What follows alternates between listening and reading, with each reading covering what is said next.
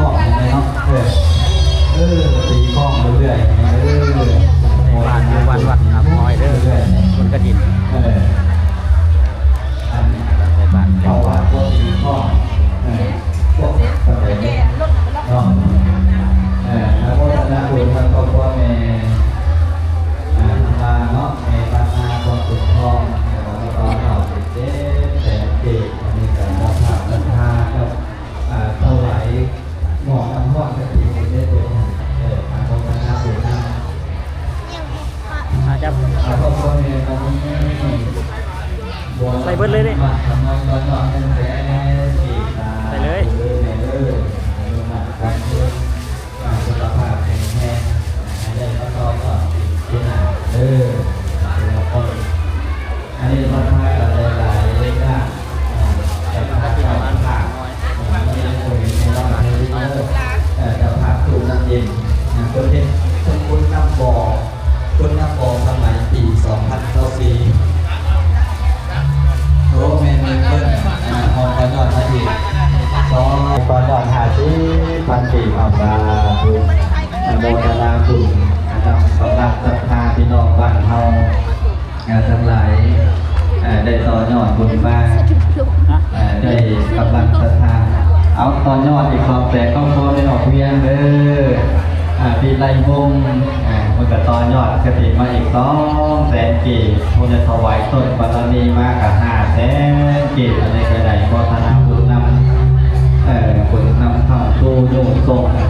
ให้อายุมั่นขวัญยืนสุขภาพแข็งแรงสำคัญละของสุขภาพนี่น้องมือตาเบิ่งได้ฉะนั้นบุญทั้งหลายกับว่ากระจัดปัดเป่าโลคาปัญญาเนาะเอาสั้นๆจังว่าผู้ใดอยากบอกเปลี่ยนงานสร้างต่างๆไปหาคนเด้อเนาะบริษัทสินทรัพย์ยินดีเอาโฆษณาบริษัทให้คนนั่งเป็นต่อยอดบุญนำเนาะขายกินจัดสรรไม่ออกแสงเพชรลูแสนเมืองครอบครัวทางดวงดีสัญลาไม่ออกกองเพลงสุนทรเมืองบ่เนาะลูแสนเมืองข้าวสมพรลูแสนเมืองไม่ออกสุขสวรรค์ลูแสนเมืองพร้อมด้วยทีมงานได้จัดโรงทานเนาะอย่างนั่งกระเป๋าเปียกบนบาทสาธุเด้อมนต์ข่าว1 ล้านที่พัฒนมนต์ตากล้องปรุงอ่ะเด้อโอ้ขอบใจครับแฟจะนานมากเลยน้ำมันเบิดแล้วน้ำเบิดวางเด้อโอเคนี่คือเปียกโอ้หน้าตาแบบนี้เลยแซ่บใส่ผักหอมก่อนแต่หอมก็จะเป็นแต่ผักหอมในลายเนาะยังได้หอมเนาะมันจะได้หอมตามใจเอามาอุ้ยเต้หอมอย่างเอาไปหอมมันบอกใส่หอมจ้าใส่หอมใส่เกี๊ยวใส่อย่างเดียวเขาใช่หรอเดี๋ยวอยากเมื่อไหร่วะฮะอยากย่างยู่แม่ใส่ถ้วยใส่ถุงใส่ถุงใส่หอมเดียวเอาเลยเรียบร้อยพิธีการทำก็คือต่อไปก็จะได้เข้าสู่พิธีไหว้พระหลับศีลถวายเข้าบิณฑบาตเนาะถวายเข้าบิณฑบาตแล้วเบ้อ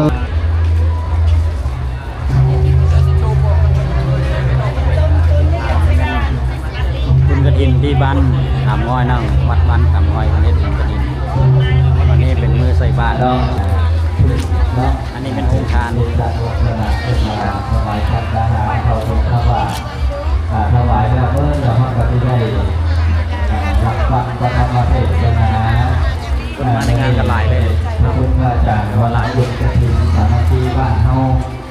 เนื่องกันว่าจากน้องหลาและยาลาว่าพระพุทธาพิมัติสมนา หัวหน้าคณะประธานอบตเขต6เท่าประเทศตาในประธานเฮาทั้งหมดคณะบุญครอบครัวไปหากินยังเรียนที่บุญไม่ได้แนวแท้500,000 กีบสาธุบอกหากิน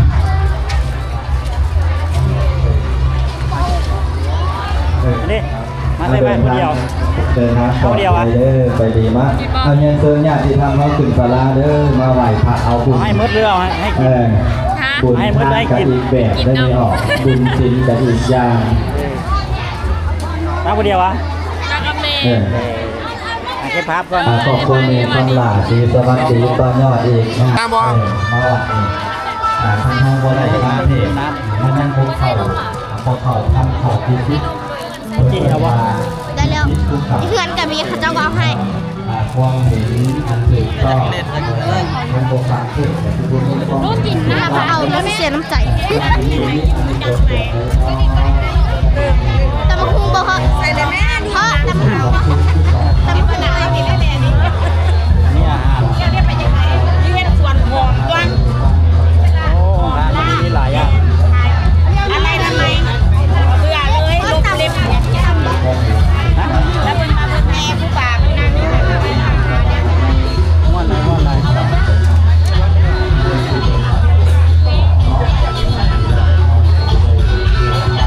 เด็กไม่ยัง เอาวะเซฟเนาะ เดี๋ยวทายมาค่ะ ถ่ายกระเซฟ เจ้าภาพเจ้าสถานขอบคุณบริวารเป็นลำดับคุณค่า นี่กินวะกินข้าวเปียกวะน้ำแบบนี้ผมกินมาได้เพิ่นให้กินข้าวเปียกนี่ผู้ขายนะขายดีปะ ใครดีอยู่ที่เบิดแล้ว ที่มืดแล้ว เป็นแล้วเฮงเฮงเฮงรวยๆอย่างนี้ งานนี้แซ่บหลายเนาะ ตั้งงานย้ายขายดีๆ เอาวะกินข้าวเปียกวะเอาซะนะ เอาข้าวเปียกหรือกระดานี่ข้าวเปียกอ่ะ เอาข้าวเปียกให้แน่ถ้วยหนึง เอาถ้วยหนึ่งแม่เต็มหนึ่งเด้อ ไปเลย รอคิวในหนึ่ง บ่เป็นหยัง จะขายดี ขายดีโพดใส่ถุงก็มีใส่ถุงก็ได้ ดีได้กับใจกันนะรอทายจะไม่ตัวเนาะคือพอที่จะบนรอทายค่อยแน่ก็ว่าได้ขอบคุณ ทำพิธีสั่ง อันนี้โรงทานอยู่ที่บ้านขามงอย เป็นเฮ็ดบุญกฐินเนาะมื้อนี้เป็นมื้อแห่มื้อสุดท้ายถวายกฐินผ้ากฐิน อันนั้นต่อไปเนาะตรงนี้เรียกว่า